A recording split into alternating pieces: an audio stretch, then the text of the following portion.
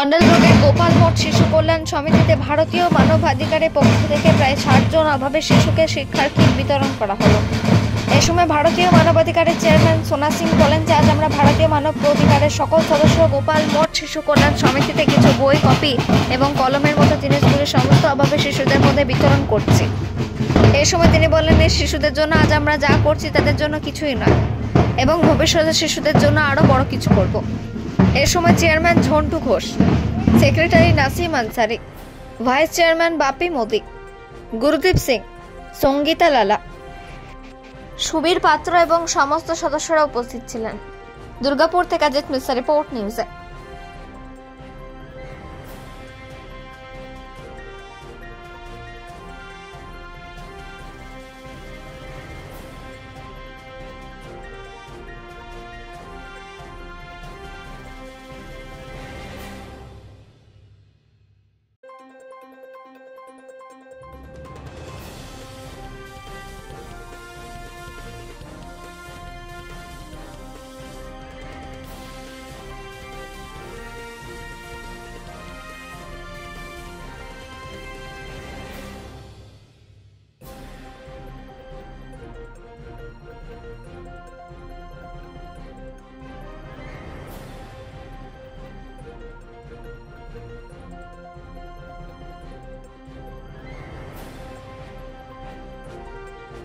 আমি আমার একটা পরিচয় দিতে পারি দিচ্ছি।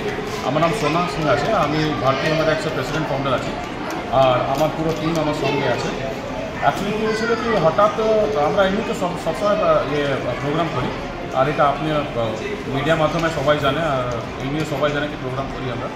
তো হঠাৎ আমরা একদিন বসলাম, তো আমি আমার সঙ্গীতের সাথে কথা বললাম, জুলিয়ার সাথে কথা বললাম কি দুর্গাপুরে আর একটা প্রোগ্রাম করবো, তো কোথায় আমরা করি, কেন আমরা আরও 1-2 মাস আগেও প্রোগ্রাম করেছি, ক্রীড়া আশ্রমে করেছি। তো এরা বললো কি একটা কাজ করছি, আর গোপাল মাঠে একটা আছে শিশু কল্যাণ সমিতি গোপাল মাঠে। তো ওইখানে কিছু কিছু বাচ্চা মানে কি আমার মা নেই বা বাবা নেই এরকম আছে, তো ওইখানে একটা প্রোগ্রাম করলে ভালো। তো আমরা দেখুন সবসময় সোশ্যালে থাকি, সবসময় সমাজসেবায় যেতে পারি।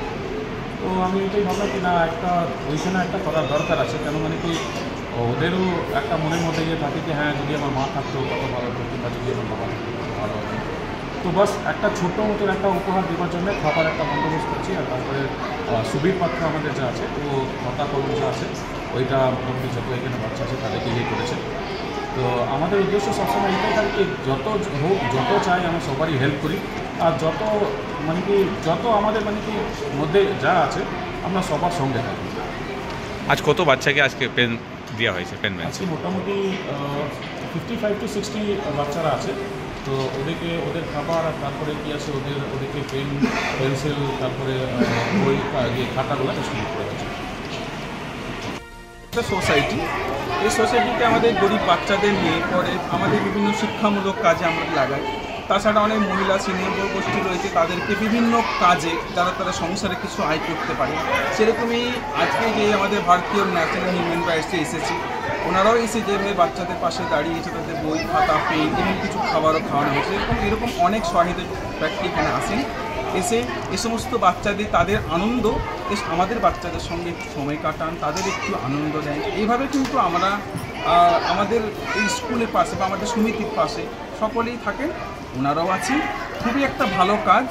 এইভাবেই যদি আমাদের বাচ্চাদের পাশে এরকম অনেক সহায়তা ব্যক্তিদের থাকে, নিশ্চয়ই আমরা খুবই আনন্দিত হব। কারণ বাচ্চারা আছে। আপনার পরিচয় স্যার? পরিচয়